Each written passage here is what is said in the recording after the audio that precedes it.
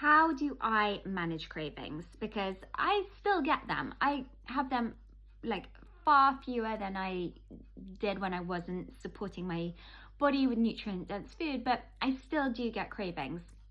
And particularly today, I didn't sleep last night, didn't sleep well. So naturally today, my sugar cravings are high, my carb cravings are high, which is completely biologically normal. And I know that, so I can be kind and I can work with my body. I'm not trying to resist and fight it.